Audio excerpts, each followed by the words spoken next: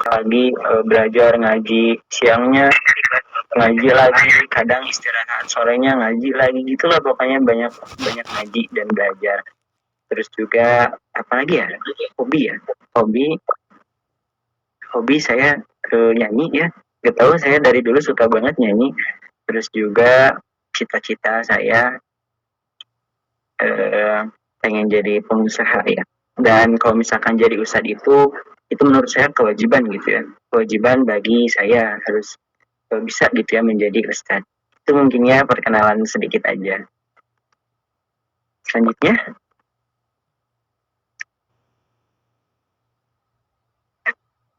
MC. Langsung masuk ini, langsung masuk materi gitu. Oh. Iya Kak, langsung ke pemateri. Oke. Baik, kita berarti langsung aja ya.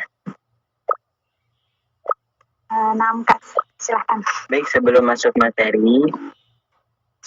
materi, saya juga ingin berterima kasih lagi kepada para panitia ya yang sudah mengadakan program kajian seperti ini, dan semoga saja dari program ini menjadi salah satu saksi kita nanti ketika di akhirat kelak. Ini juga salah satu amalan kita gitu ya, yang akan membantu kita ketika nanti di akhirat kelak.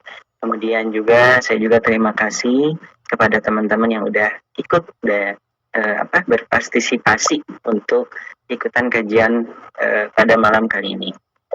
Baik, kita buka lagi ya. Alhamdulillahilladzi arsala rasulahu bil huda wa dinil haq liyudhhirahu 'ala ad-dini kullihi wa kafa billahi syahida. Asyhadu an la ilaha illallah wa asyhadu anna Muhammadan abduhu wa rasuluhu alladzi la nabiyya wa la rasula ba'dahu amma ba'd. Tak lupa juga salawat serta salam kepada nabi kita yakni habibana wa nabiyana Muhammad sallallahu alaihi wasallam. Amma ba'du. Baik teman-teman sekalian, saya saranin ya, bawa catatan ya, kita catat ilmu sharing-sharing pada kajian malam kali ini. Teman-teman semua, sesuai judul, kita bakal ngobrolin soal menjadikan Al-Quran itu sebagai inspirasi kehidupan. Sebelum masuk ke pembahasan utama, kita kenali dulu Al-Quran. Ya, Al-Quran itu diturunkan yang bagaimana kita tahu ya, Al-Quran diturunkan di bulan Ramadan, Syahrul Ramadan alladzi unzila fihil Quran. Maka di Ramadan kan suka ada ya peringatan nuzulul Quran gitu. Kemudian Al-Quran ini diturunkan itu secara berangsur-angsur teman-teman.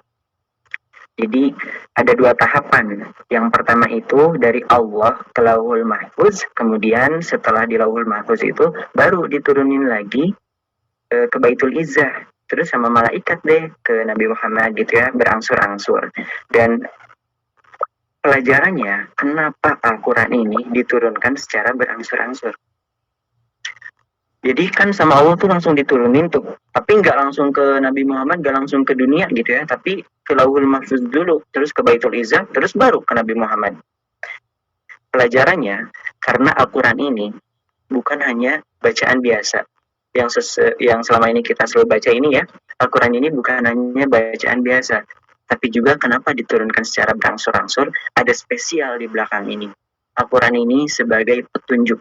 Maka kata para ulama juga, jadikan Al-Quran itu bukan hanya sekedar bacaan, tapi juga sekedar pedoman kehidupan. Kan suka ada ya pepatah gitu, jadikan Al-Quran sebagai pedoman kehidupan. Nah teman-teman semua, tanpa kita sadari ya, kita ini sering meminta sama Allah, meminta petunjuk di dalam, ya sering kita dipakai kalau misalkan kita sholat dalam surah Al-Fatihah, ihdinas siratal mustaqim, ya Allah berikan saya petunjuk. Petunjuk itu kan bukan hanya sesuai petunjuk kehidupan ya, tapi kemudahan kehidupan, solusi kehidupan. Ketika kita sedang ada masalah di dalam kehidupan, kita minta bantuan sama Allah di dalam sholat tanpa kita sadari, itu kita sering baca ya, ihdinas siratal mustaqim, ihdinas siratal mustaqim. Maka kata Allah dijawab tuh langsung di surat berikutnya, surat Al-Baqarah. Dzalika, itu, dzalikal kitabu la raiba fi, itu Al-Quran. Dzalikal kitabu la raiba fi hudal lil muttaqin. Nah, teman-teman sekalian, lihat ada kalimatnya. Hudan lil muttaqin. Setiap kenali dulu Al-Quran ya.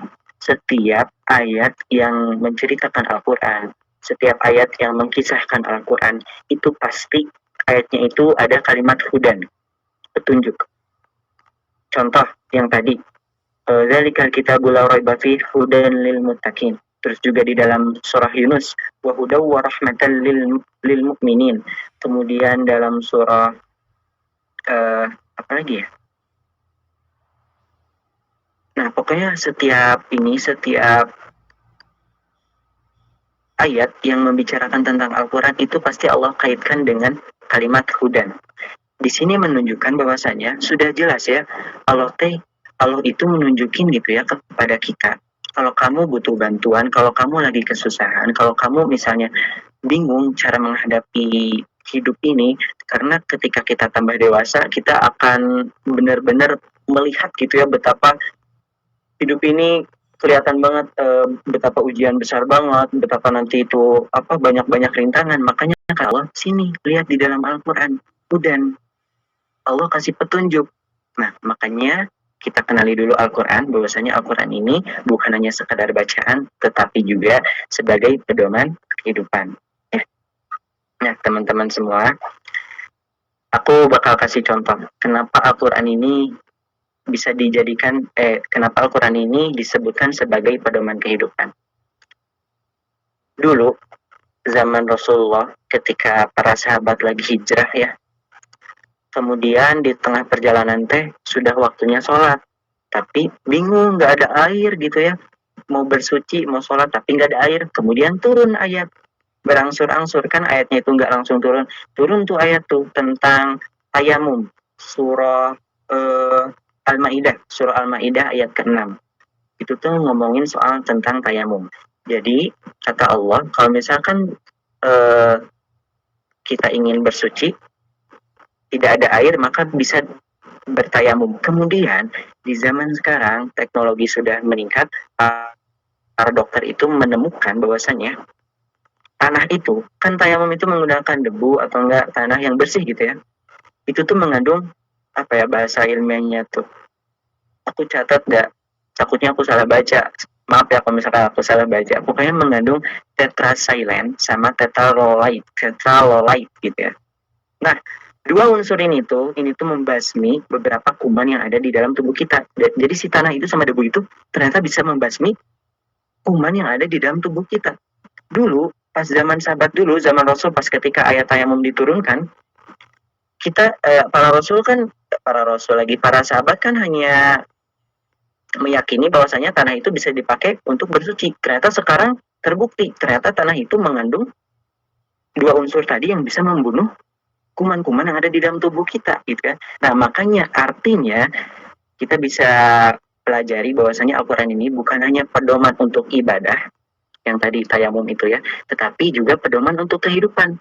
Ternyata tanah itu bersih, teman-teman. Ternyata debu itu mengandung dua unsur yang bisa membunuh kuman yang ada di dalam tubuh kita. Masya Allah ya, Allahu Akbar.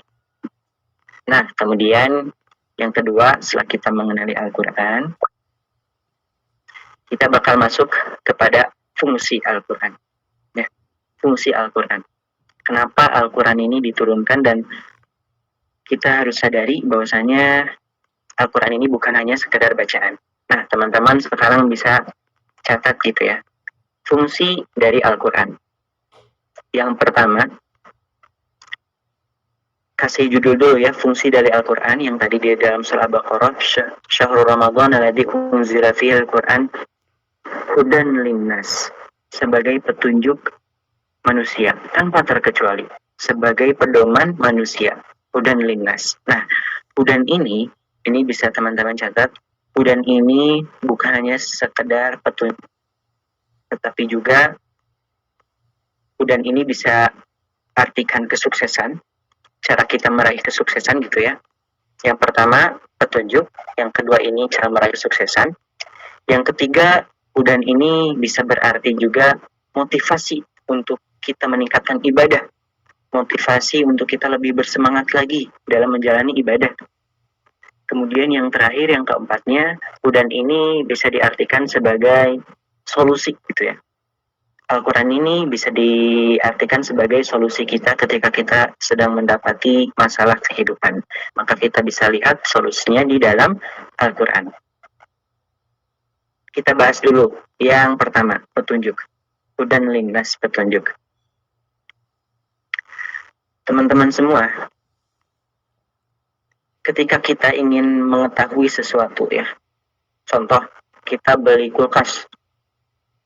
Nah, ketika kita ingin mengoperasikan kulkas, maka kita harus baca dulu tuh panduan biar kita tahu gitu ya gimana cara pakai kulkas, gimana biar pendinginnya nyala gitu ya, gimana biar nanti kalau ngebukuin sesuatu bisa dalam beberapa menit, ternyata harus ada aturannya gitu ya, maka ada pedomannya kan, ada buku panduannya gitu ya ketika kita ingin mengoperasikan kulkas. Begitupun Al-Quran, kalau kita ingin mengetahui apa itu tujuan inti dari Al-Quran, maka kita harus baca dulu Al-Quran.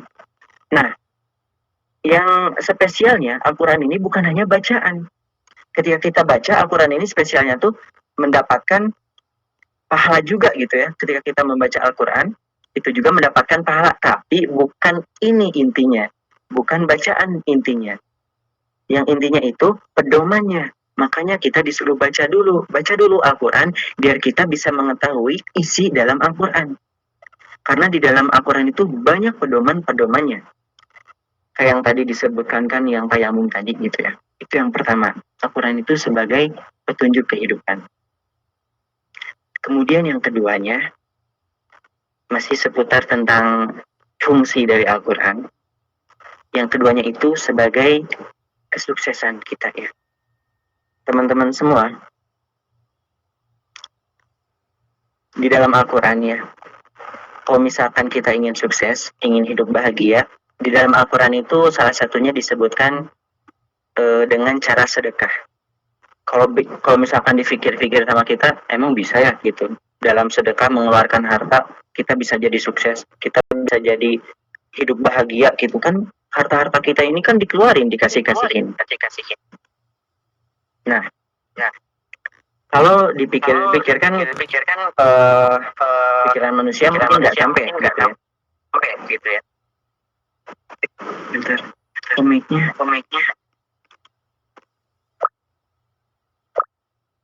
Tapi dijelaskan di dalam surah. Itu kok bentar. Suaranya ini gede banget. Maaf Novia ini. Nah, sip. Oke, lanjut lagi. Ternyata dijelaskan dalam surah Fatir. Lihat ya, Al-Quran ini sebagai pedoman kesuksesan juga di dalam surah Fatir. Ayat 29 dan 30. Itu tuh menceritakan bahwasanya kalau misalkan kita ingin hidup bahagia, ingin sukses, itu salah satunya tuh ada 3 di ayat itu tuh. Yang pertama itu dalami Al-Quran. Terus yang kedua ini banyakin sholat. Terus yang ketiga yang tadi, banyakin sedekah. Nah, yang akan kita bahas ini yang tadi, banyakin sedekah. Kunci kesuksesan. Kenapa kok bisa sih kita ini bisa jadi sukses, bisa jadi bahagia gara-gara sedekah? Teman-teman semua, ayat tadi itu menjelaskan bahwasanya ketika kita sedekah dengan niat yang tulus karena ingin mencari ridho Allah, kita sedekah membantu orang lain, kita sedekah wakaf misalnya membangun masjid contohnya, kita sedekah bekerja, kemudian harta kita ini dipakai untuk dimanfaatkan untuk keluarga kita, untuk saudara-saudara kita, untuk membantu agama Allah, untuk membantu Allah, membantu Islam, maka kata Allah, Allah akan membantu kamu juga. Ketika kamu membantu Allah, Allah akan membantu kamu juga. Tapi kata Allah, timbal baliknya itu bukan harta lagi. Enggak semua itu timbal balik itu harta lagi. Kan kalau misalkan kita baca-baca di sosial media atau enggak di Google gitu ya, kalau misalkan kita ingin kaya, maka kita harus sedekah, nanti itu hartanya dilipat gandakan. Sebenarnya sih bukan tentang harta doang yang dilipat gandakan. Bisa jadi Allah itu kasih karunianya, Allah itu kasih manfaatnya, Allah itu kasih imbalannya itu bukan hanya harta, tetapi kebahagiaan juga. Atau enggak, tetapi kemudahan ketika kita sedang bermasalah. Itu juga salah satu kesuksesan hidup kita.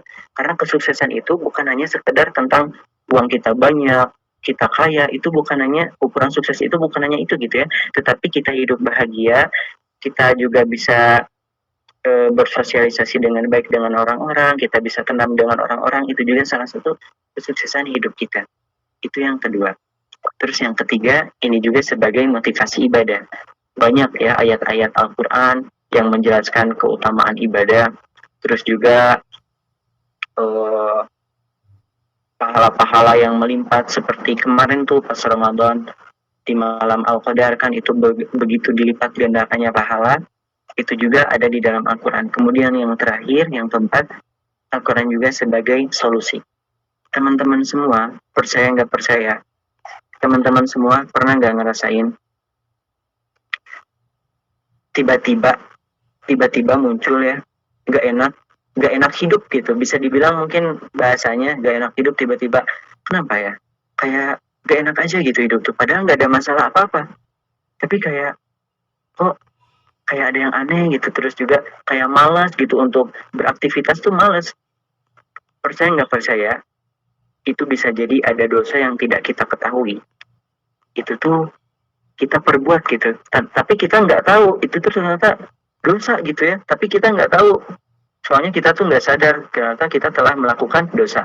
Nah, percaya nggak percaya, solusinya tuh ada di Al-Quran. Makanya kenapa di dalam Al-Quran itu, Al-Quran juga diartikan sebagai obat. Sebagai obat.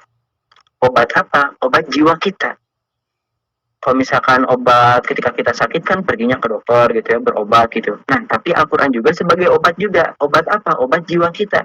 Ketika kita merasa sedih, ketika kita sedang bermasalah, ketika kita sedang bingung kehidupan, dan seputar tentang kehidupan, maka baca Al-Quran. Cukup baca Al-Quran aja. Kalau misalkan teman-teman sering baca Al-Quran, tiba-tiba teman-teman suka nemu ayat, ya nggak sengaja gitu teman-teman ternyata baca artinya juga. Ternyata artinya itu Allah tunjukkan itu tuh sebagai petunjuk kamu dari keluarnya masalah ini. Pasti teman-teman merasakan seperti itu. Kalau misalkan teman-teman sering baca Al-Quran, ketika teman-teman lagi banyak masalah, lagi sedih, makanya Al-Quran itu disebutkan sebagai obat, solusi. Tuh, itu pembahasan seputar fungsi Al-Quran. Itu yang kedua. Kemudian yang ketiga, ini yang akan kita bahas lagi seputar tentang istimewanya Al-Quran ya. Agar kita menjadikan Al-Quran ini bukan hanya sekedar bacaan teman-teman, tapi jadikan Al-Quran ini sebagai inspirasi kehidupan. Kenapa? Nah, kita akan bahas yang ketiga ini. Ketika Al-Quran diturunkan, itu istimewa banget. Ada 4 juga. Pertama, dalam segi waktu. Teman-teman catat dulu aja ya. Yang pertama dalam segi waktu. Kemudian dalam segi waktu, kemudian dari malaikatnya, kemudian rasulnya, dan yang keempatnya itu apa sih? Mukjizatnya. Jadi ada 4 dalam segi waktu, malaikat, rasul, dan mukjizat. Nah teman-teman, nah dicatat, kita bahas satu-satu lagi ya. Yang pertama dalam segi waktu, Allah menurunkan Al-Quran di bulan Ramadan. Di dalam tahun Hijriah, bulan Ramadan itu bulan yang penuh keberkahan teman-teman. Di dalam tahun Islam gitu ya, bulan Ramadan itu adalah bulan yang penuh keberkahan. Banyak amalan-amalan dilipat gandakan. Dan tanpa kita sadari, bulan Ramadan itu bulan yang sejuk gitu ya. Untuk melakukan ibadah tuh terasa lebih sejuk, lebih enak, lebih adem gitu ya. Nah, maka Al-Quran turun di dalamnya. Begitu spesialnya Al-Quran sampai diturunkan di bulan yang terbaik, yaitu bulan Ramadan.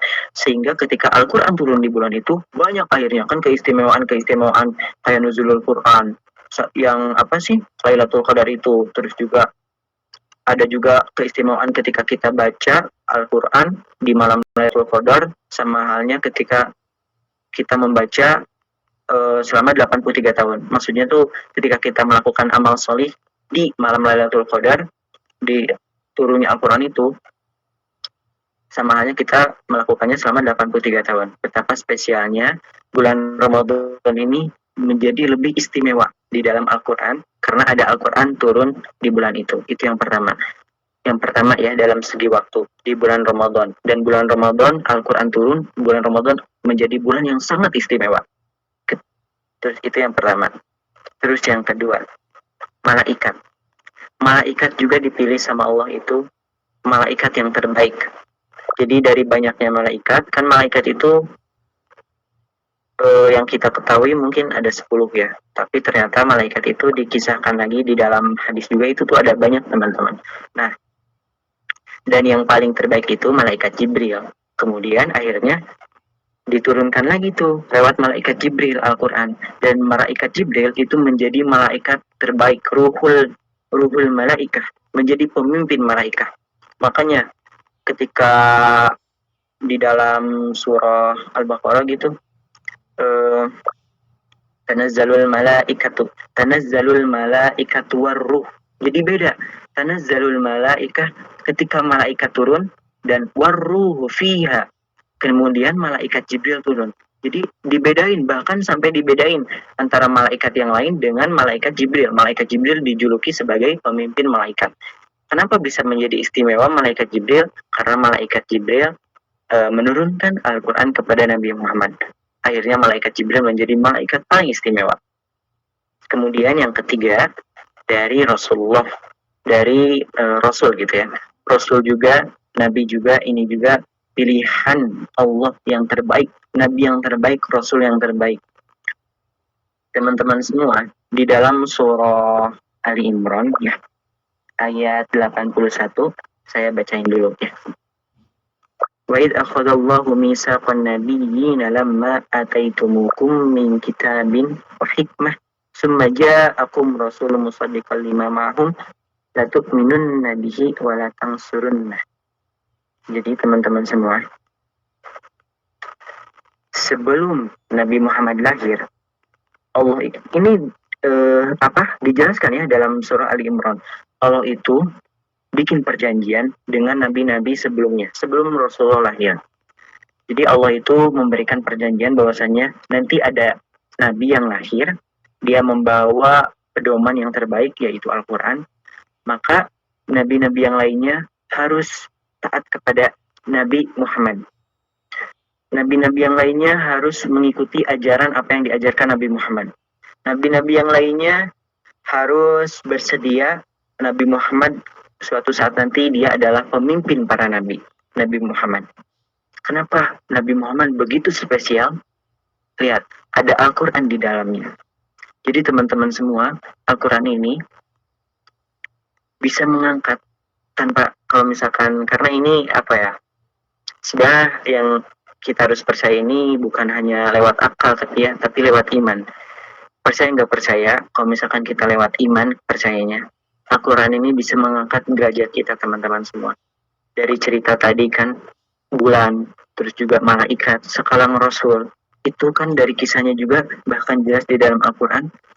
Ketika kita menempelkan begitu ya, menselimuti Al-Quran untuk diri kita, insya Allah teman-teman semua, diri kita ini derajatnya akan Allah naikkan.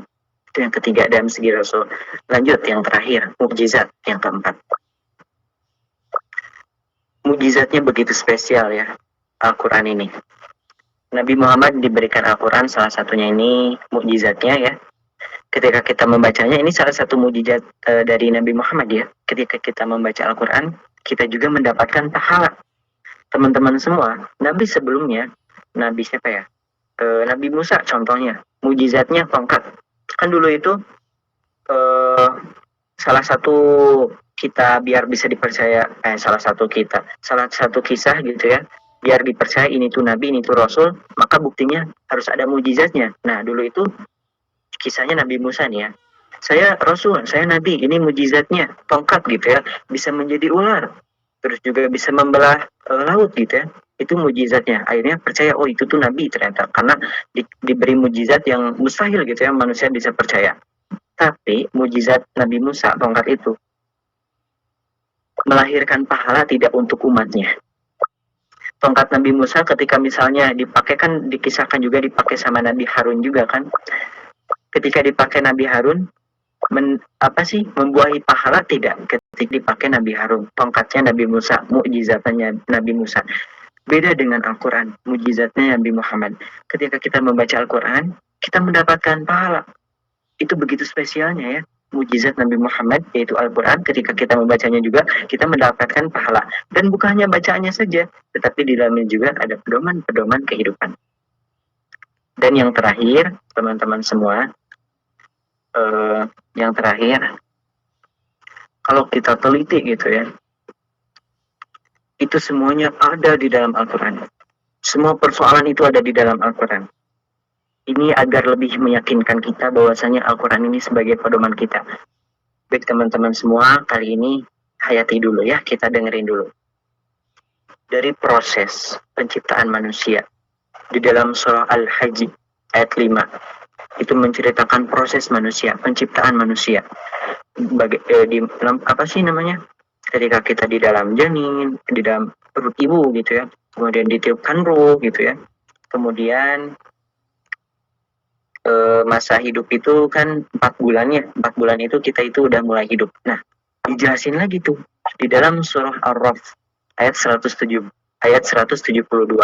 Ketika kita terjadi komitmen dengan Allah, ketika masa 4 bulan ini kita ini terjadi komitmen dengan Allah, bahwasanya kata Allah itu qalu bala syahidna. Kamu yakin ketika gambarannya gini ya, aku ciptakan kamu dan kamu nanti ketika di dunia harus taat kepadaku karena aku adalah Tuhanmu gitu ya. Gambarannya seperti itu. Maka terjadilah komitmen di dalam perut ibu itu. Ketika ditiupkan ruh, qalu bala syahidna. Iya ya Allah, saya mengakui Allah adalah Tuhanku dan saya akan beribadah kepadamu ketika nanti di dunia nanti. Kemudian masuk lagi tuh di dalam surah Al-Baqarah ayat 233. Tugas seorang ayah, tugas seorang ibu nanti kepada anaknya. Bagaimana cara mengurus anak dengan baik itu dijelaskan dalam surah Al-Baqarah ayat 233. Kemudian dijelaskan lagi di dalam surah Luqman ayat 13 sampai ayat 19. Pendidikan utama bagi anak. Jadi orang tua ini apa sih yang harus diberikan kepada anak, pendidikan apa sih yang terbaik diberikan kepada anak gitu ya, itu dijelaskan dalam surah Luqman ayat 13 sampai 19. Kemudian dijelaskan lagi ketika kita dewasa nih ya, ketika kita sudah mulai anak-anak nih, ketika kita sudah mulai remaja, sudah mulai bersosialisasi, sudah mulai hidup di lingkungan banyak orang, kemudian dijelaskan dalam surah Al-Baqarah surah Al-Hujurat ayat 13. Bagaimana cara kita berinteraksi dengan orang, tetapi kita juga masih bisa menjaga ketakwaan. Karena kan zaman sekarang itu bisa dibilang ya zaman yang Masya Allah gitu ya, berbagai maksiat banyak banget, bahkan sampai di sosial media juga udah tidak aneh gitu ya, diperlihatkan berbanyak maksiat gitu ya. Nah maka kita lihat nih petunjuk kita dalam surah Al-Hujurat, bagaimana kita cara berinteraksi dengan lingkungan di zaman sekarang, tetapi kita masih bisa juga menjaga ketakwaan. Kemudian dijelasin lagi nih ketika kita mulai dewasa, ketika kita mulai kuliah, di dalam surah Al-Mujadalah ayat 11. Ketika kita ingin mulai belajar serius gitu ya, tetapi iman juga harus kuat gitu ya, jangan sampai tergoda. Karena suatu saat nanti teman-teman semua, ketika kita di dunia perkuliahan, itu banyak banget godaannya. Banyak macam-macam manusia gitu ya. Ada yang bahkan ada orang Islam. Saya punya kakak kelas kuliah ya, cerita bentar. Dia orang Islam, tapi dia nggak percaya Allah gitu.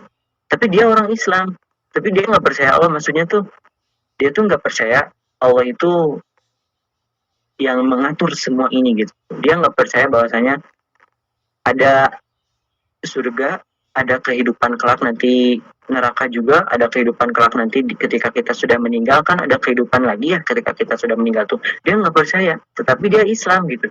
Nah banyak teman-teman orang-orang nanti di kuliahan sana yang mungkin gitu ya, apalagi kalau teman-teman kuliahnya di luar negeri, mungkinnya banyak kan orang-orang yang bahkan sampai menghina Islam. Nah makanya di dalam surah Al-Mujadalah, agar menguatkan diri kita, ada tuh petunjuknya dalam surah Al-Mujadalah ayat 11. agar ketika kita mulai belajar serius, mulai banyak berinteraksi dengan berbagai banyak orang, tetapi iman kita ini masih bisa terjaga, masih kuat.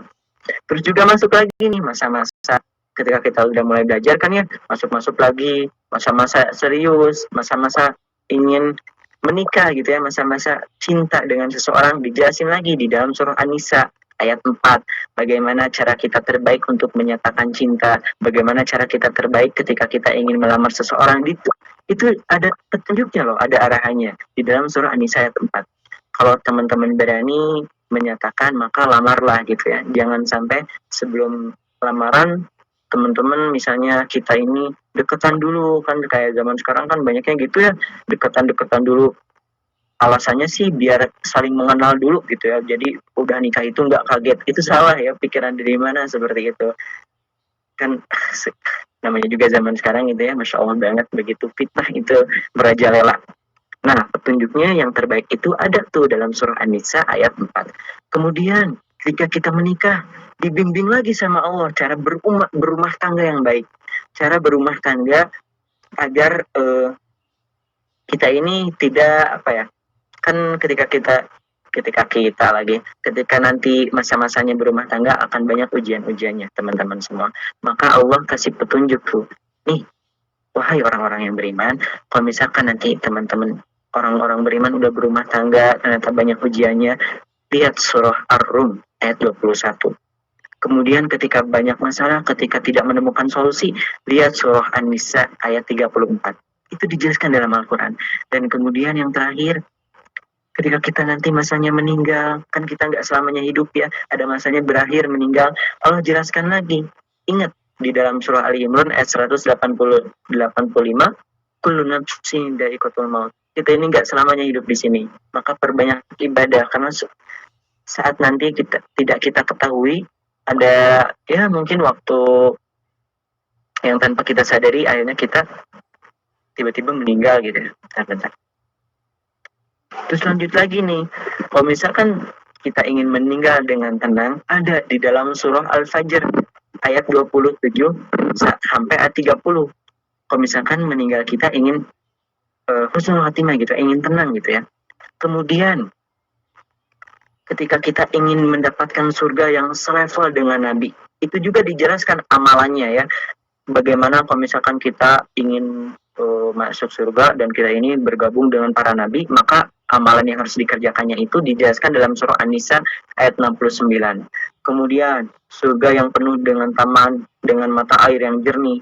Terus juga disebutkan juga tata cara amalannya, disebutkan dalam surah Az-Zariyat ayat 15 sampai 23. Kemudian ingin surganya yang seluas langit dan bumi, maka tata cara amalannya ada di dalam surah Ali Imran ayat 133 sampai 134.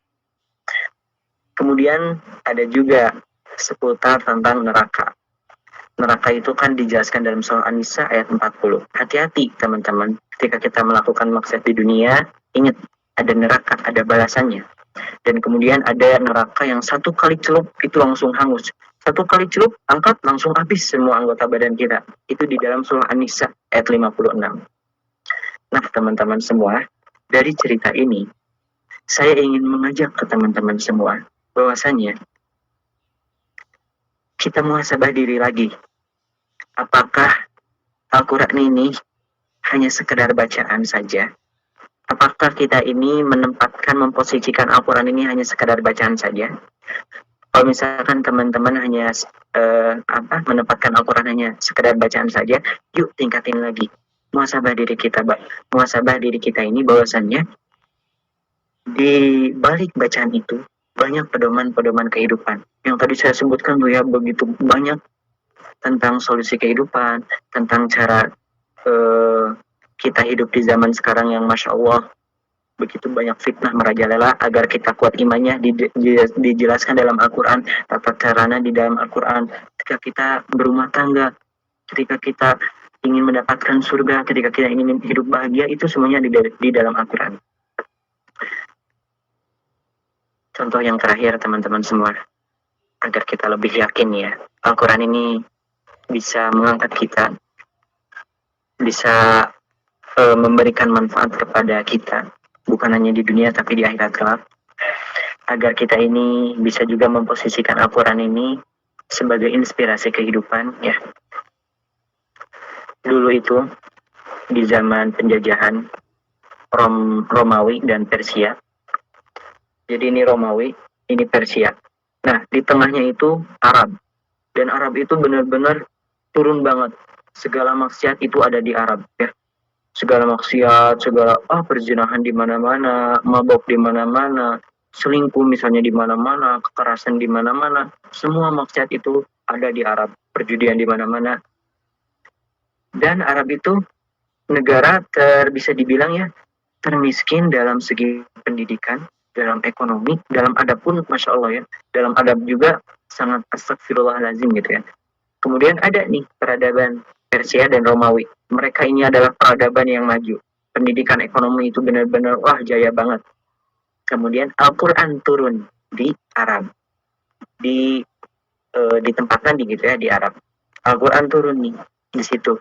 Ketika Al-Quran turun di situ, kemudian Nabi mengajarkan kepada para sahabat, kemudian Nabi menerapkan ke negaranya, negara Arab ini, menerapkan tata cara Al-Quran, pedoman Al-Quran, inspirasi dari Al-Quran, diterapkan di negeri itu. Kemudian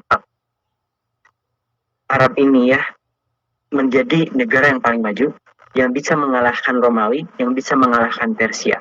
Sumbernya dari apa? Dari Al-Quran. Dan uniknya, perhatikan ya, biasanya peradaban itu disebut peradaban kota, peradaban tempat. Contoh, peradaban Romawi, peradaban Persia, peradaban Yunani gitu ya. Nah, kenapa Arab ini nggak ada sejarahnya itu peradaban Arab? Nggak ada. Tapi yang ada itu peradaban Islam. Lihat, betapa Islam, betapa Al-Quran menjadikan sebuah negeri menjadi jaya, menjadi derajatnya tinggi, derajatnya bagus gitu ya. Itu sumbernya dari apa? Dari Al-Quran. Maka teman-teman semua, sekali lagi saya ingin mengajak ya kepada teman-teman semua, posisikan Al-Quran ini sebagai pedoman kehidupan teman-teman, sebagai inspirasi ketika kita sedang banyak menemukan kebingungan di kehidupan ini. Coba kita lihat di dalam Al-Quran. Dan bonusnya juga ya, ketika kita baca Al-Quran itu bukan hanya mendapatkan petunjuknya, tetapi juga mendapatkan pahala ketika kita membaca Al-Quran. Bisa saja ya teman-teman semua, teman-teman yang udah maksimal gitu ya, menghadapi ujian hidup ataupun segala cobaan yang ada di hidup ini, ataupun teman-teman hijrah yang banyak sekali godaannya dari teman-teman yang lainnya. Bisa jadi teman-teman semua, apa yang kita kerjakan di dunia ini gak pernah mendapatkan solusinya. Itu bisa jadi bukan hanya kerja kita yang maksimal, tapi kita juga belum pernah memperankan Al-Quran untuk menjadikan kunci sebagai solusi kehidupan ini di dalam Al-Quran. Maka dari itu aku pengen ngajak ke teman-teman semua, yuk, bukan jadiin Al-Quran ini bukan hanya sekedar bacaan, tapi juga jadiin Al-Quran ini sebagai petunjuk teman-teman. Kalau misalkan teman-teman kebingungan, teman-teman bisa lihat di dalam Al-Quran. Ya, barakallahu li wa lakum. Mungkin teman-teman, itu aja yang bisa saya sampaikan pada malam kali ini. Selanjutnya nanti kita sesi pertanyaan. Sebelumnya, saya mohon maaf kalau misalkan penjelasan saya kebeliwat-beliwat gitu ya, membingungkan penjelasannya. Karena, Masya Allah, sama-sama belajar ya. Kita juga sama-sama belajar. Dan yang paling penting, semoga saja di dalam waktu kali ini, di kesempatan kajian kali ini, semoga saja ini menjadi amal solih bagi kita. Semoga saja ini menjadi bekal amal kajian online ini ketika nanti saksi kita di akhirat kelak itu teman-teman semua. Selanjutnya saya balikin lagi ya kepada MC. Silahkan MC. Baik, alhamdulillah, masya Allah, tabarakallah. Materi malam ini sangat-sangat luar biasa. Dari pematerian tentunya juga masya Allah tak kalah luar biasanya. Baik, kita lanjut ke acara berikutnya, yaitu sesi tanya jawab. Mungkin teman-teman ada yang ingin bertanya, tafadhol bisa bertanya melalui mic dan akan saya pilih satu dari yang hand tercepat. Izin boleh saya Kak? Izin boleh Kak? Satu-satu ya. Baik, yang tadi siapa ya? Izin Anik. Nesa ya? Oke, Nesa. Ya. Aku Kak izin bertanya. Afwan Kak, suaranya putus-putus.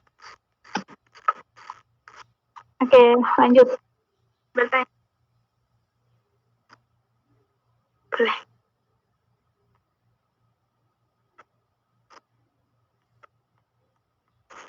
Ya, silahkan Kak Nesa.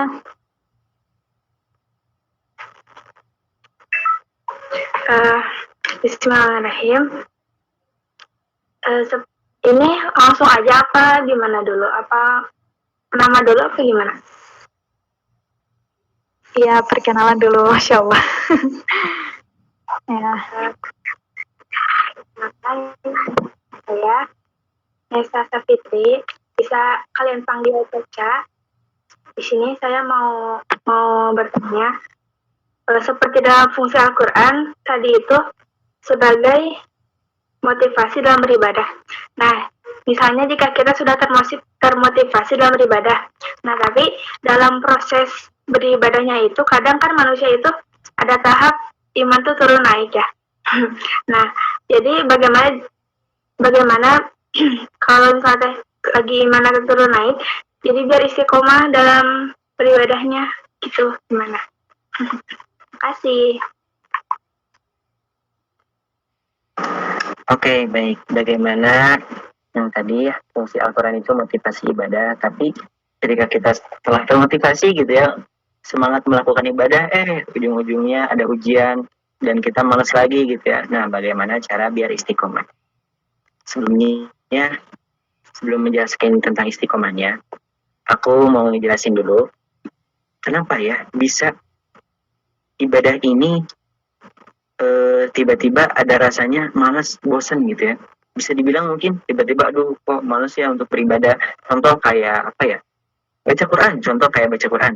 Contoh baca Quran awal-awal Ramadan misalnya ya, Ramadan untuk awal-awal mau ngejar tilawah nih gitu ya. Semangat banget satu hari bisa 1 juz bahkan lebih gitu ya. Ternyata tiba-tiba beberapa minggu kemudian jadi malas lagi buat baca Quran gitu ya. Padahal udah ditargetin, udah termotivasi. Nah, kenapa bisa tiba-tiba malas? Teman-teman semua, Al-Quran itu ada peranan, di belakangnya itu ada peranan syaitan. Kenapa? Karena Al-Quran ini ibadah, Al-Quran ini salah satu ya ibadah kita gitu ya, maka syaitan berperan. Beda dengan membaca apa ya, novel misalnya, membaca webpad apa sih aplikasi itu, webpad lagi yang gitu pokoknya saya nggak tahu. Itu mungkin kalau dibaca 1 jam 2 jam mungkin bisa bertahan, tapi Al-Quran setengah jam juga mungkin bisa ngantuk, jadi malas lagi gitu ya. Kenapa bisa begitu? Karena ada syaitan yang berperan. Nah, syaitan yang berperan ini menggoda kita biar kita ini tidak apa ya, dekat dengan Al-Quran, biar kita ini dilemahkan lagi gitu ya. Makanya terjadilah tuh kita jadi malas. Makanya jadi kadang aduh kok jadi malas lagi ya, gimana ya cara istiqomah lagi gitu ya, balik lagi. Nah, yang kedua, caranya istiqomah. Yang pertama itu, kita ini harus pahami dulu tentang apa yang kita lakukan. Tentunya amal solih, contoh seperti sholat sunnah duha misalnya. Sholat sunnah duha, keutamaan dari sholat sunnah duha kan itu banyak banget. Salah satunya itu diberkahinya kehidupan, kemudian dipermudah rezekinya ketika melakukan sholat duha. Contoh sholat duha ya, amalan sholat duha, sunnah sholat duha. Nah, ketika kita sudah tahu kan ilmunya, kalau misalkan sholat duha itu banyak keutamaannya, nah ketika kita malas, minimal ya, mungkin dalam sehari, kok jadi malas sholat duha ya sehari ini, tapi aku tahu keutamaannya sholat duha itu amalannya banyak banget. Ya udah deh, besok aja. Minimal ketika kita sedang malas, dalam satu minggu mungkin kita satu hari sholat duha, sholat duha, sholat duha. Nah minimal karena kita sudah tahu ilmunya, minimal dalam satu minggu itu kita tetap melakukan sholat duha. Meskipun tidak sesering setiap harinya gitu ya. Minimal satu minggu 3 kali atau 4 kali deh sholat duha. Nah dari itu kita bisa ambil pelajarannya. Kalau misalkan biar kita istiqomah, kita harus paham dulu apa yang kita lakukan ini, apa yang amalan kita lakukan ini. Contoh baca Al-Quran, begitu banyak amalannya, maksudnya begitu banyak keistimewaannya, begitu banyak keutamaannya. Maka ketika salah satu untuk mendorong kita agar istiqomah, kita ini harus paham apa yang kita lakukan. Karena kalau misalkan kita nih ya gak paham sholat sunnah duha misalnya ya, gak paham keutamaannya, ya udahlah tinggalin aja gitu ya. Kalau misalkan sholat duha gitu ya, kita juga nggak tahu sholat duha apa keutamaannya, tiba-tiba pengen sholat duha aja, terus tiba-tiba keesokannya malas, ya udah tinggalin lama banget, nggak istiqomah. Nah salah satu untuk mendorong istiqomah itu pahami apa yang kita lakukan ini, ilmunya gitu ya. Ilmu dari sholat duha apa, ilmu dari membaca Al-Quran apa, ilmu dari berzikir apa, ilmu dari setiap hari istighfar apa. Maka ketika kita paham ilmunya, aku yakin ya, ketika teman-teman paham ilmunya, teman-teman gak mungkin ninggalin lama banget gitu ya, pasti akan dilakukan lagi. Dan ketika nanti teman-teman semangat lagi untuk melakukan ibadah, maka maksimalin, mumpung lagi semangat gitu ya. Nah, itu jawabannya gitu ya. Silahkan, paham? Makasih Kak Jai jawabannya. Ya, sama-sama. Kak, saya mau nanya. Oke, yang bertanya. Saya Ya, boleh. Kak. Kan Kak, tadi yang pakai bulannya dulu.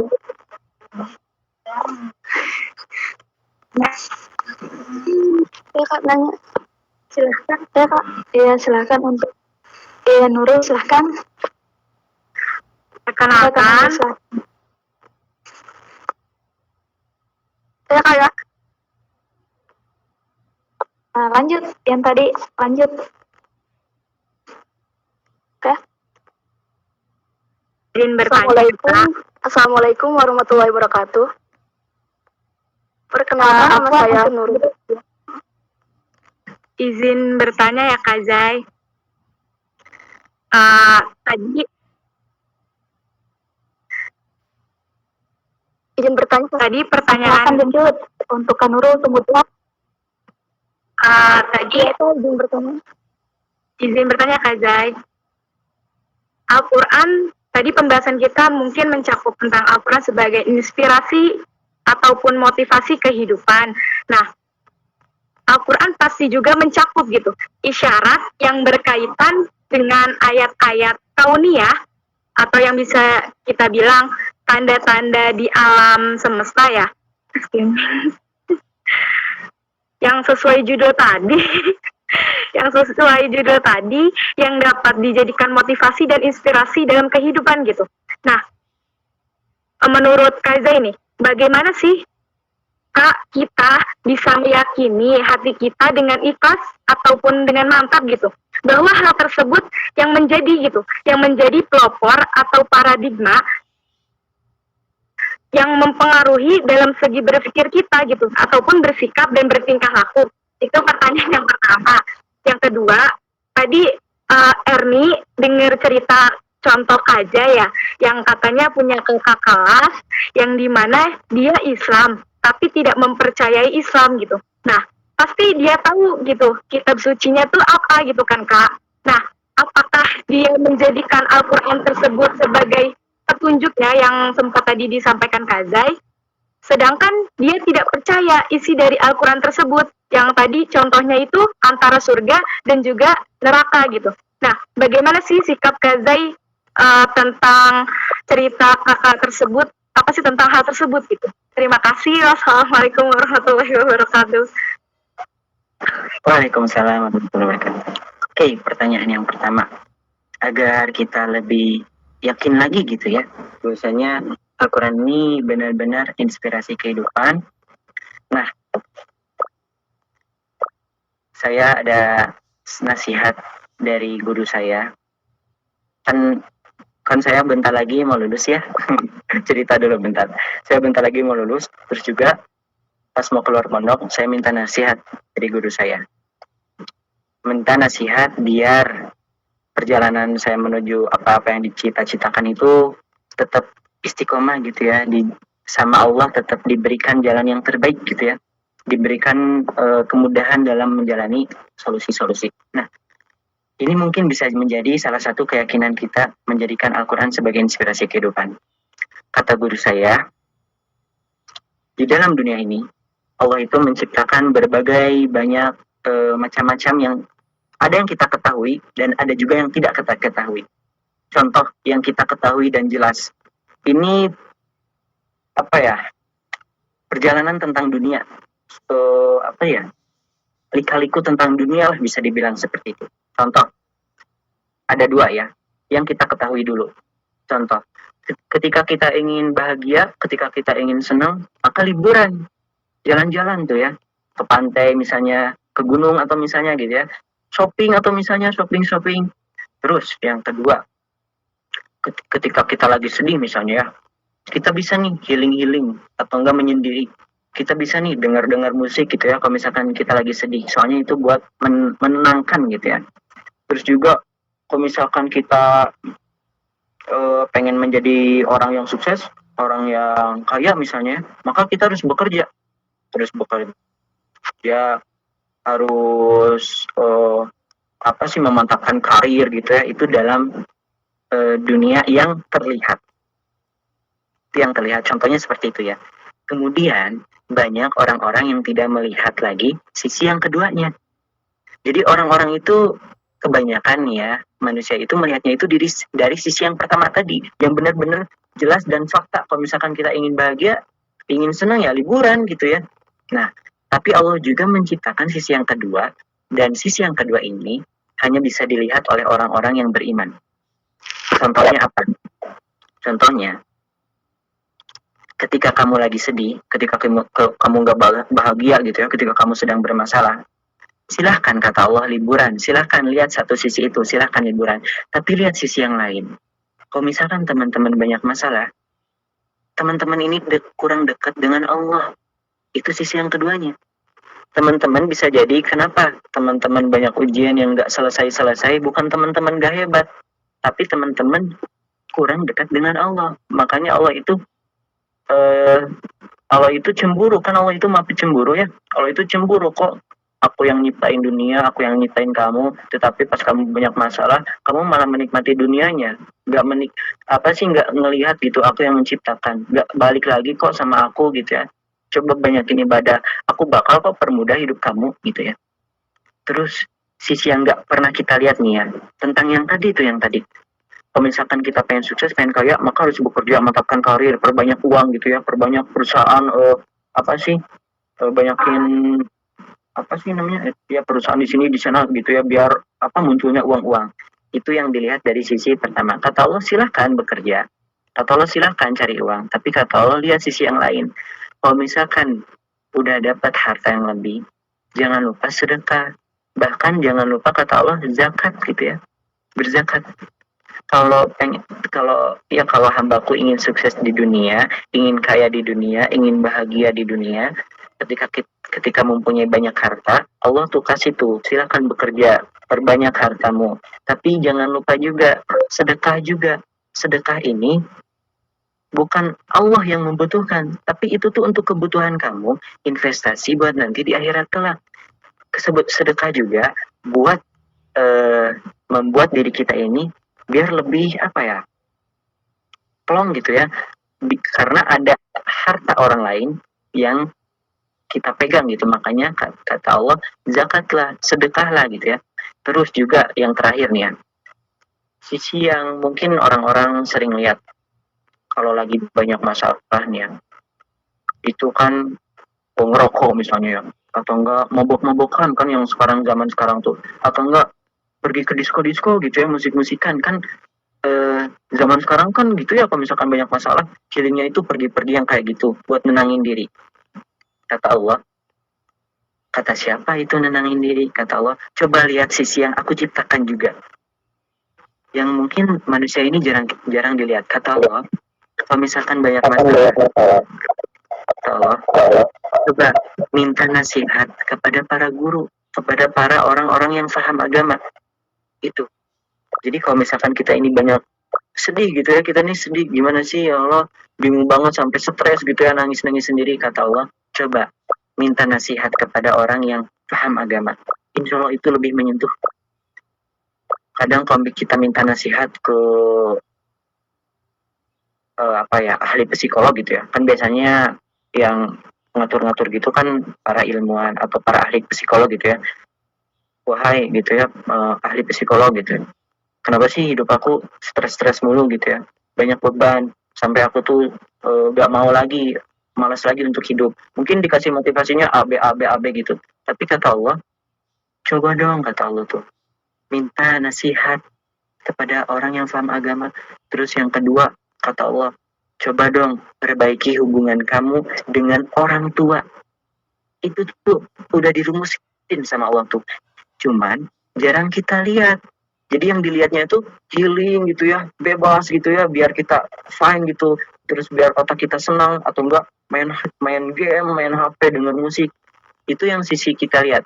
Tapi yang sisi Allah yang jarang kita lihat, coba perbaiki hubunganmu dengan orang tua.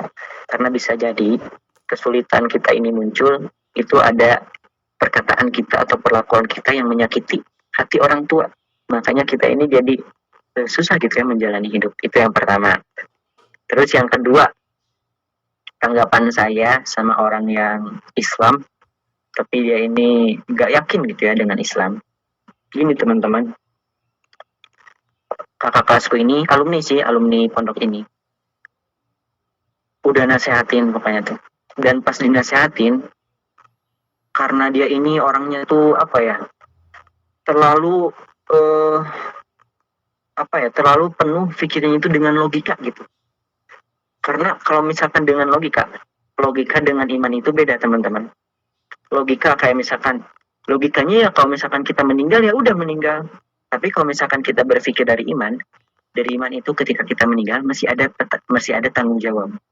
Ketika kita melakukan dosa, ketika kita melakukan kesalahan di dunia, ada tanggung jawabnya nanti ketika kita meninggal, ketika di akhirat kelak. Tapi kalau misalkan dipikir dari logika, ya udah kita senang-senang di dunia, have fun di dunia, kalau udah meninggal ya udah meninggal, beres. Itu mikirnya logika tuh gitu. Dan orang seperti itu dijelaskan di dalam hadis juga, kata Nabi. Ada tipe-tipe orang yang sudah tertutup hatinya, sudah tidak mau lagi mendengarkan nasihat. Salah satu yang terjadi saat ini di zaman sekarang, itu orang-orang yang pacaran. Orang-orang yang pacaran, dinasehatin tuh mereka ngedengar. Mereka bahkan mungkin bisa paham bahwasanya pacaran itu dosa gitu ya. Dan itu juga salah satu titik awal mereka tuh nggak yakin bahwasanya Allah itu menciptakan neraka, menciptakan surga, dan mereka nggak yakin kalau misalkan pacaran itu dosa besar. Makanya ketika dinasehatin, oh iya, tetap aja pacaran gitu ya. Atau enggak, di TikTok kan suka ada tuh, di TikTok, ingat 1732, kalau misalkan ada konten-konten pacaran gitu ya, kan suka gitu ya, ingat 1732, tapi apa jawabannya? Jawabannya malah banyak yang gini, cenah, coba kalau kalian posisi lagi ngebucin, pasti kalian juga gak mungkin inget itu, cenah. Pasti jawabannya tuh gitu. Nah, kenapa mereka orang-orang tuh ngejawabnya seperti itu? Yaitu hatinya sudah tertutupi. Maka kalau tanggapan saya gitu ya kepada orang-orang yang seperti itu, tanggapan saya yang pertama, wajib ya, ini wajib. Itu wajib mengingatkan. Karena takutnya ini menjadi pertanggungjawaban ya teman-teman semua. Wajib mengingatkan. Kalau misalkan teman-teman berani nih mengingatkan, ingatin langsung, datengin orangnya, ingetin, ngomong di depan orang, ngomong di depan mukanya gitu ya. Tahu nggak sih kalau teman-teman berani. Kalau misalkan teman-teman gak berani gitu, maka ingatkan lewat omongan yang baik. Jangan gitu dong gitu ya, itu dosa misalnya.